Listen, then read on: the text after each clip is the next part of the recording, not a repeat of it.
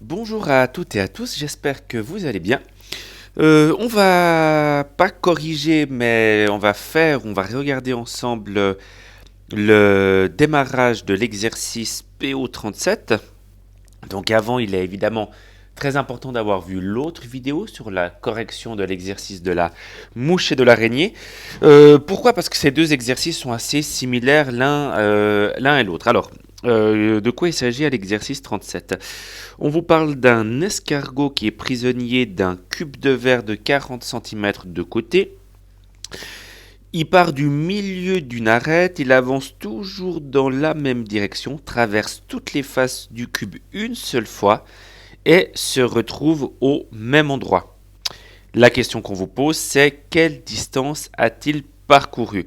Alors, c'est pas un exercice de type trouver le plus court chemin entre deux points, mais c'est de trouver un parcours entre le point de départ qui sera évidemment ce point-là. Et la différence entre cet exercice et celui de la mouche et de l'araignée, c'est que le point d'arrivée se situe au même endroit que le point de départ. C'est-à-dire ce point, c'est le point d'arrivée et aussi le point de départ.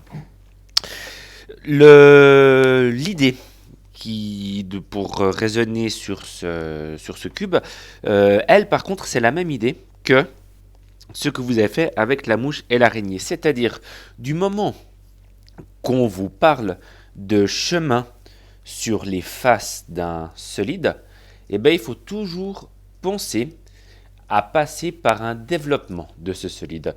Donc, que ça soit l'escargot dans cet exercice-là ou que ça soit l'araignée dans l'autre exercice, eh ben, ces deux animaux marchent toujours sur les faces. Donc, pensez toujours à passer par un développement. Alors, les développements du cube, c'est quelque chose que vous avez fait en classe. Petit rappel, il existe 11 développements du cube.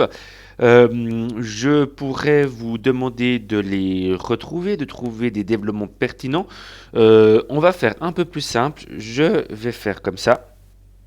Voilà, et je vous les affiche là-dessous. Donc, vous avez ici les 11 développements du cube.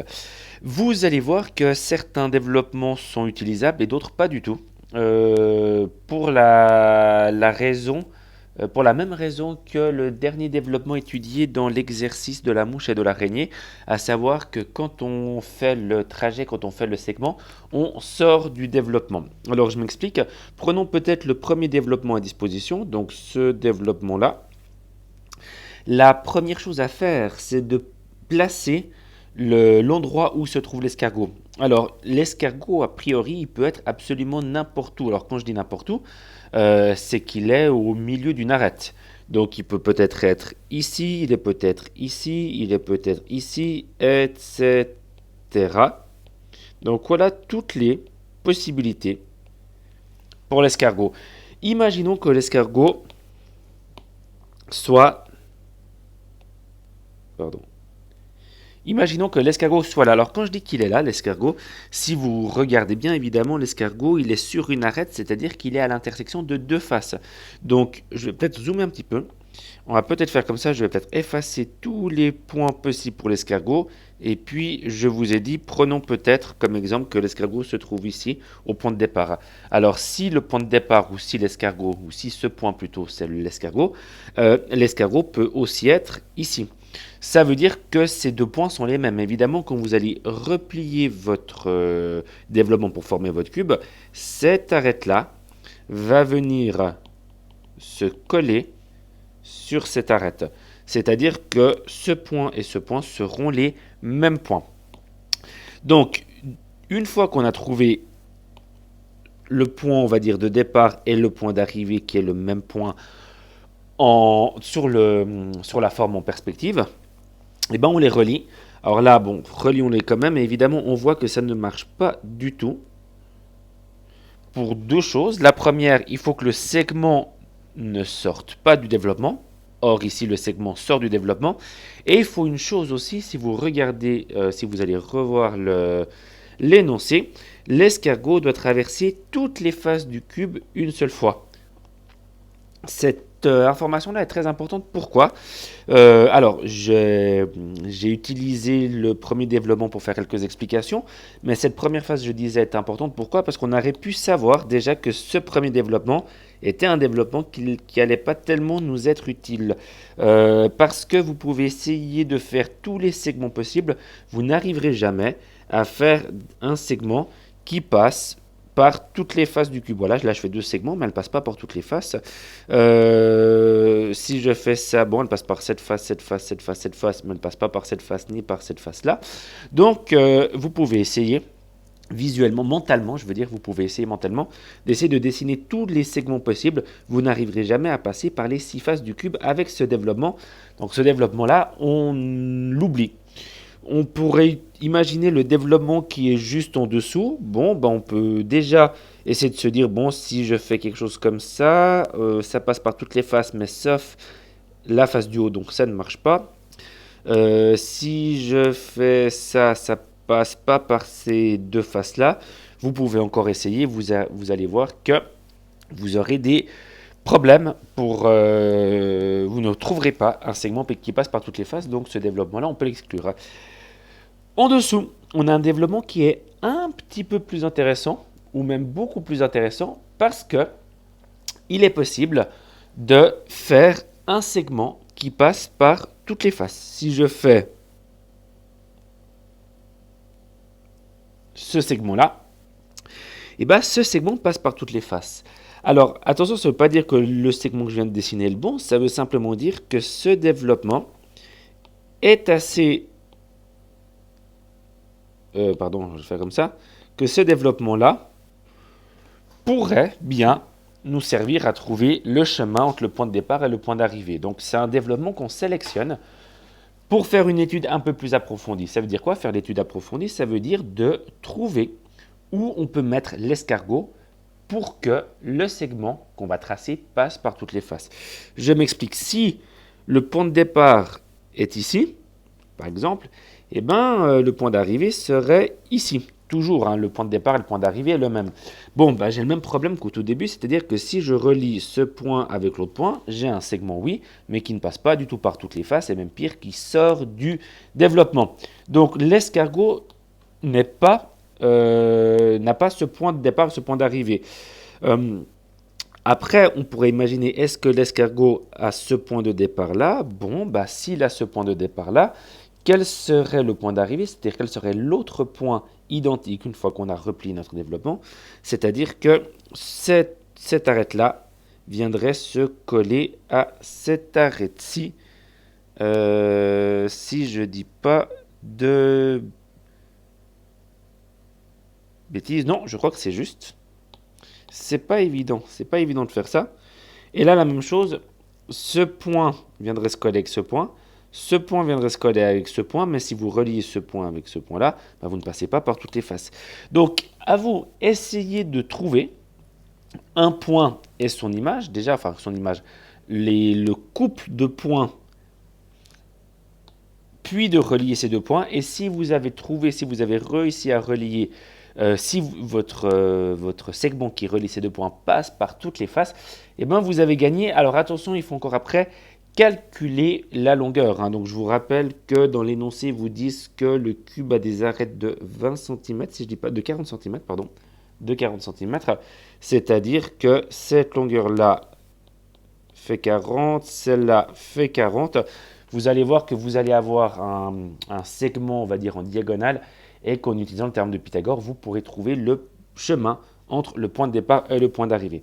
C'est-à-dire, pour résumer, ce développement qui est entouré est un bon développement. Simplement, prendre ce point comme point de départ ne va pas. Prendre ce point comme point de départ ne va pas. À vous de trouver le bon point de départ avec le bon point d'arrivée et de trouver la longueur.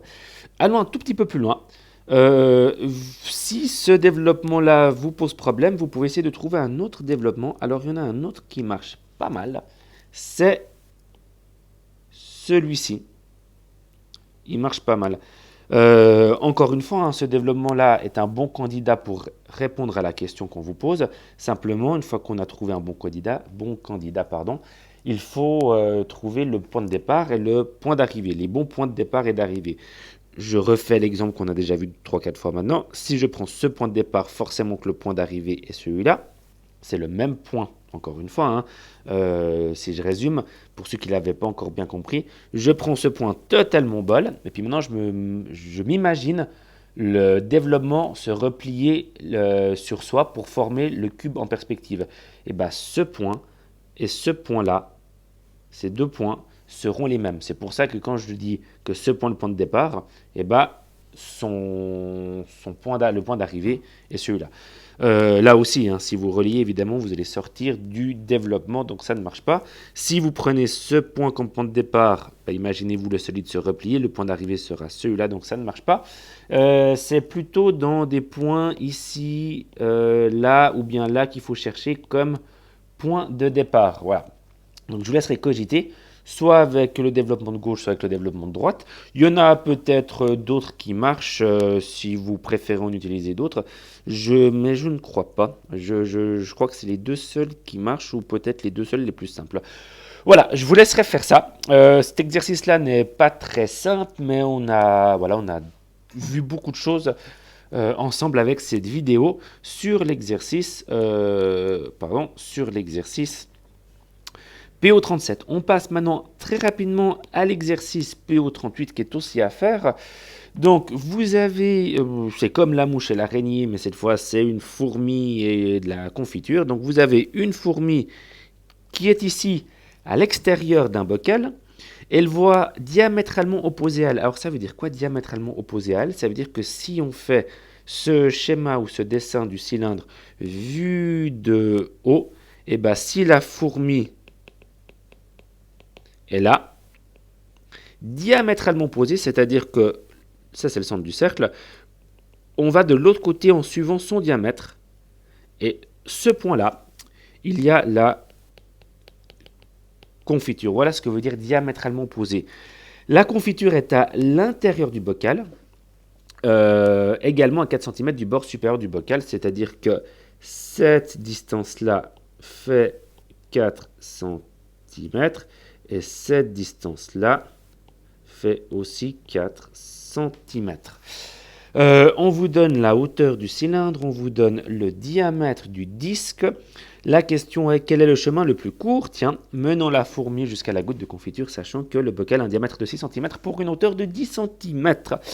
Alors la petite particularité ici, évidemment, c'est que la fourmi doit commencer à rentrer, doit en tout cas, à un moment donné, rentrer dans le bocal. Vu qu'elle est à l'extérieur, elle va peut-être monter et passer ensuite à l'intérieur du bocal pour aller prendre la confiture. C'est évidemment aussi un exercice où vous devez raisonner par un développement. Donc c'est un cylindre.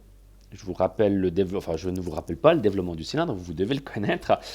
Il y a plus qu'une aide. Alors j'avais dit dans la dernière vidéo, Monsieur Eveillot. Alors en faisant un copier-coller du site, je vois le prénom Thérèse, c'est excusé. C'était pas Monsieur, c'était du coup Madame Eveillot. C'est pas très grave, je crois. Je vais mettre, vous avez ici ce site internet. Donc je vais le mettre pour que vous puissiez en faire simplement un copier-coller, ça sera plus simple. Vous avez les animations que vous avez vues sur la mouche et l'araignée. Les animations que je vous ai montrées sont tirées de ce site-là. Puis vous avez une autre chose très importante, et c'est pour ça que je mets cette adresse sous l'exercice 38, parce que cette personne-là a résolu cet exercice 38 complètement. Donc vous avez la réponse sur ce site. Simplement, je ne crois pas qu'il parle de fourmi de confiture, mais de miel à la place de confiture. Enfin voilà, tout ça n'est évidemment qu'un prétexte pour vous faire raisonner entre une forme en 3 dimensions et son développement. Bonne chance, bon courage pour cet exercice 38 et cet exercice 37. Voilà, je suis toujours à disposition. Si vous avez des questions, bonne suite de dernière semaine d'école à distance, vous le savez. Et à la semaine prochaine. Merci beaucoup, au revoir.